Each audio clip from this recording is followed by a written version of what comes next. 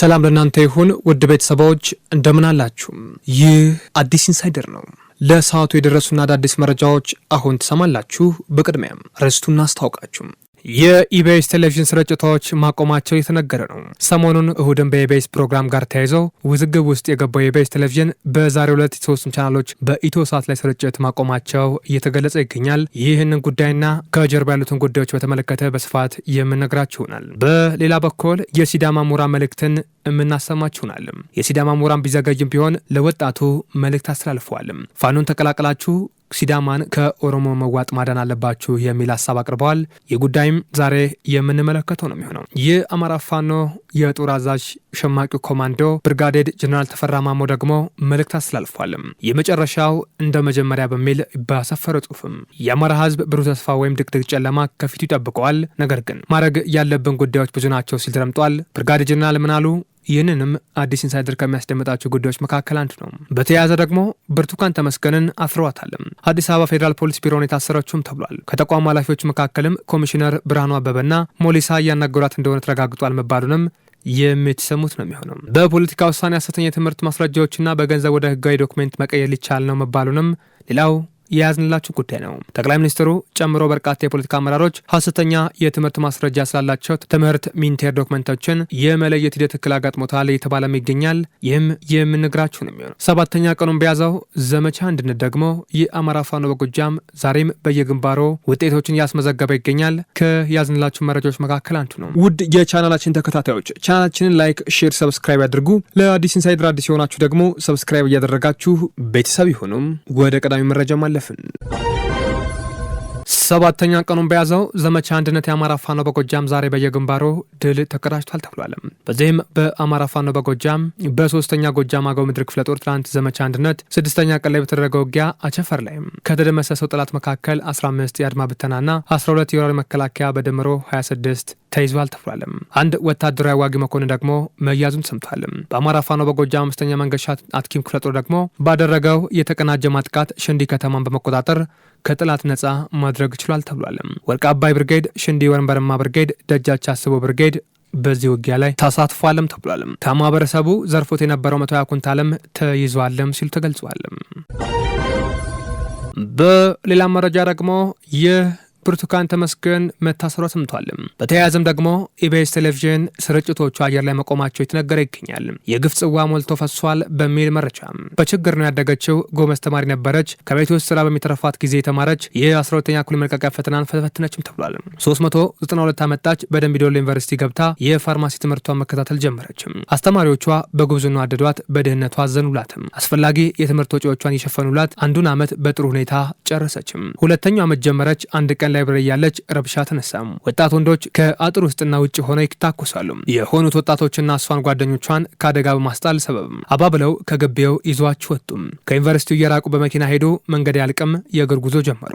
ቢሄዱ አዲስ ነገር የለም። ወጣቶቹ ራሳቸው የሚደብቁባቸውን ጭንብሎች ማድረግ ጀመሩ። ብርቱካንና ጓደኞቿ ታግተዋል። ለአንድ ዓመት ከ6 ወር በአጋቾቻቸው ቁጥር ስር ሆነው ቆዩ። አጋቾቹ ግን አንድ ቀን እንዳሳብ መጣላቸው። እሱም እነ ብርቱካን ልብሳቸውን እንዲያወልቁ አዘዟቸውም። ራቁታቸውን ሆነው ለ6 እና ለ7 የተፈራረቁ ደፈራቸውም። መድፈር ብቻ አይደለም፣ በዚህ አልበቃም። በፌሮ ብረት ማጸናቸው እንዳይሆን አደረጉትም። በእሳት መቆስቆሻ እሳት እንደሚቆሰቁስ የታጋቾቹን ማጸን በፌሮ ብረት እንደዚህ አደረጉም። ብርቱካን ራሷን ከሳተችበት ስነቃ 3 ቀናትም አልፏልም። ራሷና ሌላውን ጓደኛዋን እንዳይሆኑ ሆኖ አገኙትም። ሰውነታቸው ቆስሏል። ፓንት እንኳን ማድረግ እስከማትችል ድረስ ያማታልም። አካሏ የጎደለ ጓደኛዋ የጎተተች በማታውቀው ጫካ ውስጥ ጉዞ ጀመረችም። የጉዳይ ሲያጥር ደግሞ ከጓደኛዋ ጋር ተለያዩ። ብርቱካን እንደምንም ብላ ወደ ዩኒቨርሲቲ ቢሮ ደረሰችም። በዩኒቨርሲቲው ገዛ የተወሰነ የሕክምና ጉዞ ከተደረገላት በኋላም ማገገም ስትጀምር መሄጃ አልነበራትም። በተማሪነት የመጣችበት ዩኒቨርሲቲ በር ላይ ልመና ጀመረችም። ቆይታ ወደ አዲስ አበባ መጥታለችም። ቸገራት፣ ልመና ጀመረች። ቆይታም ቢሆን ሻል ያለ እርዳታ አገኘችም። ልጇን ወለደች። ከወለደች በኋላም ወደ ቀድሞ ስሯ ገባች፣ ወደ ልመናም። ቆይታ ኢቢኤስ ቲቪን አገኛትም። የቀሩት የብርቱካን ጓደኞች የት እንዳሉና ምን እንደደረሰባቸው አይታወቅም። አንቱ ሆይ ይህ ሁላ ጉድ የሆነባት ለምንድን ነው ብለው የጠየቁት እንደሆነ ባጭሩ መልሱ ይህ ሁሉ አማራ ስለሆነች ነው ብለዋል። ብርቱካን በኢቢኤስ ቲቪ ላይ በነበረ ቆይታ የተናገረችው ንግግር ስለ አማራ ሕዝብ የስነ ልቦና ስሪ በደንብ እያስረዳም ነበር። እንዲህም ስትል ተደምጣ ነበር። ነገ ከነገ ወዲያ የእኔ ህይወት ተሳክቶ ግቢ መጥቼ እናንተ የማስደስትበት ቀን ይናፍቀኛል፣ ደግሞ ማድረገዋለን ብላለች።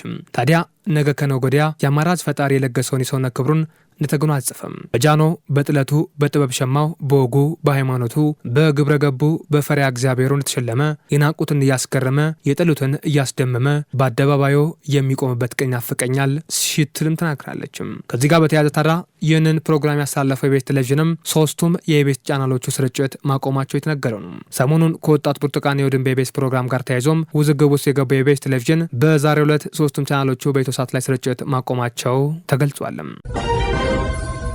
በሌላ መረጃ ደግሞ የሸማቂው ኮማንዶ ብርጋዴር ጀነራል ተፈራ ማሞ መልእክት እናሰማለን። የመጨረሻው የመጀመሪያ ሲል መልእክቱ የሚያሳልፈው ብርጋዴር ጀነራል ተፈራ ማሞም የአማራ ሕዝብ ብሩህ ተስፋ ወይም ድቅድቅ ጨለማ ከፊት ጠብቀዋል። የአባቶቻችን ልጆች በመሆን አይበገሪነታችን አስመስክረናል ብሏል። በፊታችን የሚቆም ክንዳችን የሚቋቋም ኃይል እንደሌለ እውን ነውም ሲል ተናግሯል። ነገር ግን ሲል ይጠይቃል። ወጥ የሆነ የፖለቲካና ሚሊታሪ አደረጃጀት መፍጠርን አልቻልንም ለምን ብሏል። አይናችን ከዋናው ጠላታችን እያነሳን ወደ እርስ በርስ የጎንዮሽ ፍትጊያ እየተገባ ነው ለምን ብሏል። ወታደሩ አንድ አቋም እያለው የሚዲያ ሰዎች ለምን ጎራ ለየን ለምን ሲል ጠይቋል። የኃይል አሰላለፍ ግምገማ ተደርጎ አንድ አላይንስ መፍጠር ለምን ተሳነን ሲል ተናግሯል። ዲያስፖራው ለምን ለአማራ ድምጽ መሆን አቆመ ተወቃሾቹ እኛው ነን ብሏል። ጀነራሉ ንግግሩን ሲቀጥልም በሰሜን በደቡብ በምስራቅ በምዕራብ አንድ ሆነን ካልተዋጋን አሁንም የህዝባችን ስቃይ መብርታቱ አይቀርም ብሏል። አንድ ሆነን የጋራ ችግራችንን ለጋራ መፍትሄ መዋል ይገባናል ሲል ተናግሯል። በተለይም ደግሞ በሸዋ በጎንደር በጎጃም በወሎ አንድ የሆነ አደረጃጀት ያስፈልጋል። ያ ከተደረገ ደግሞ ነገሮች ቅርብ ናቸው ሲልም ተደምጧል። በሌላ መረጃ ደግሞ የሲዳማ ምሁራን የዘገየ ጥሪ እንመለከታለን። ክልሉን ከወዴድ ብልጽግና ወደ ኦሮሚያ ለመጠቅለል ተግባራዊ እርምጃ ጀምሯል የሚሉት እኚህ ምሁራንም ተቋማት በሲዳመኛና ኦሮምኛ መስራት ጀምሯል ብለዋል። በፌዴራል ስራ ቋንቋ የሆነው አማርኛ በክልሉ ስራ እያቆመ ነው። ባንኮች በዚህ ተግባር ዋና ባለድርሻ አካል ሆነዋል ብለዋል። የሲዳማ ክልልን ወደ ኦሮሚያ ክልል የመጠቅለል ተግባራዊ እንቅስቃሴ ተጀምሯል። የሲዳማ ህዝብ አምሮ ሊታገለው ይገባል ሲሉ ምሁራኑ ተናግረዋል። በተለይም ደግሞ በአማራ ክልል ያለውን የፋኖ ትግል መቀላቀል ደግሞ ለዚህ ሁነኛ መፍትሄ ሲሉም ተናግረዋል። ህዝባዊ ተነስት ከመበላት በፊት አንድ ሆነ ታገል ሲሉ የሚናገሩት እኚህ ምሁራንም ለዚህ መዳኛው ደግሞ የፋኖና ፋኖ ትግል ብቻ ነው፣ ሌላ የሚያድን የለም ሲሉም ተናግረዋል። አሁንም ያለን አማራጭ እሱም መቀላቀል ነው ሲሉ ምሁራኑ በውጭ ሆኖ በዙም ሚቲንግ ያደረጉ ንግግር ያስረዳል። በተለይም ደግሞ አሁን ላይ ሲዳማ ክልል ከመሆን ባሻገር የመጠቅለል አባዜ እየታየባት ነው። ብዙ ነገሮች አሁን ላይ ከትምህርት ቤት ጀምሮ ካሪኩለሙ የኦሮሚያን አካተተ ነው። ይህ ለምን ብሎ የሚጠይቅ ደግሞ አንድም የመንግስት ሰው የለም፣ ተቀባይ ብቻ ናቸው ብሏል። ስለዚህ ይህን ነገር መቆምና አምሮ መታገል ይገባል ሲሉም ተደምጠዋል። በሌላ መረጃ ጠቅላይ ሚኒስትሩ ስልጣኔ ለመልቀቅ ዝግጁ ነኝ አሉ። ኦሮሚያም ወደ ሽግግር መንግስት ማቅናት ከቻለች ትችላለች ሲሉም ተናግረዋል። ጠቅላይ ሚኒስትሩ ኦፌክና ኦነግ የኦሮሞ ነጻነት ሰራዊትን ያካተተ ክልላዊ የጋራ የሽግግር መንግስት እንዲያቋቁም ኃላፊነት መስጠታቸው ተገልጿል። የኦሮሞ ነጻነት ግንባር ኦነግና የኦሮሞ ፌዴራሊስት ኮንግረስ ኦፌኮ የኦሮሞ ነጻነት ሰራዊትን ያካተተ ክልላዊ የጋራ ሽግግር መንግስት እንዲያቋቁሙ ኃላፊነት መረከባቸው ተገለጸ። በኦሮሚያ ያለው የፖለቲካና የጸጥታና ሰብአዊ ቀውስ መፍታት ላይ ባተኮረው ያራቀነው ውይይትም የኦሮሞ ነጻነት ሰራዊት የኦሮሚያን ድንበር በሽግግር መንግስት አስተዳደር ስር እንዲጠበቅ ሁኔታዎችን ለማመቻቸት ኦፌክና ኦነግ ኃላፊነት መውሰዳቸውም አስታውቋል። በአሁኑ ወቅት ከመንግስት ጋር ግጭት ውስጥ የሚገኘው የኦሮሞ ነጻነት ሰራዊት በሽግግር መንግስት ኃላፊነት ወስዶ የኦሮሚያ ህግ፣ ሰላም፣ ድንበር መጠበቅ እንዲችል ሁለቱ ፓርቲዎች አስፈላጊውን ዝግጅት እንዲያስተባብረውም ተመላክቷል ተብሏል። ታዲያ በዚህ ንግግር ላይ የነበሩት ጠቅላይ ሚኒስትሩ እናንተ ካላችሁ ስልጣኔ ለመልቀቅ ዝግጁ ነኝ ሲሉም ተደምጠዋል። በመጨረሻ ደግሞ ከውጭ ወዳገኘነው መረጃ እናልፋለን። የኔቶ አባል ካልሆንን ስልጣን አለቅም ሲሉ ዘለንስኪ ተናገሩ። ለዩክሬኑ ፕሬዚዳንት ቮሎዲሚር ዘለንስኪ ለሀገራቸው ስለሚያመጣ ከሆነ ስልጣናቸው እንደሚለቁም አስታውቀዋል። ይህንን ምርጫ ዘለንስኪ ያቀረቡት ደግሞ ሩሲያ የዩክሬን ላይ ሙሉ ጦርነት የጀመረችበትን የ3 ዓመት መታሰቢያ ዋዜማ አስመልክቶ በኪየቭ በተሰጠው ጋዜጣዊ መግለጫ ላይ ነው። ፕሬዚዳንቱ ጋዜጣዊ መግለጫ በሰጡበት ወቅት የኔ ከስልጣን መልቀቅ ሰላም የሚያመጣ ከሆነ ለመልቀቅ ዝግጁ ነኝ ብለዋልም ተብሏል። ከስልጣን የሚለቁት ግን አገራቸው በምላሹ የኔቶ አባል የምትሆን ከሆነ ብቻ መሆኑንም ጠቅሷል። በዘለንስኪና ትራምፕ መካከል ያለው አለመግባባት እየሰፋ መሄዱ ለዘለንስኪ እንዲህ ያለ አማራጭ አንዱ ምክንያት ነው የተባለም ይገኛል። የቀድሞ ኮሜዲያን የአሁኑ የዩክሬን ፕሬዚዳንት ዘለንስኪ የኔቶን አባልነት በሚያገኙ ከሆነ የሰራዊታቸውን ቁጥር በእጥፍ ማሳደግ እንደሚኖርባቸው መናገራቸው አይዘነጋም። ውድ የቻናላችን ተከታታዮች ቻናላችንን ላይክ፣ ሼር፣ ሰብስክራይብ ያድርጉ። ለአዲስ ኢንሳይደር አዲስ የሆናችሁ ደግሞ ቻናሉን ሰብስክራይብ እያደረጋችሁ ቤተሰብ ይሁኑ።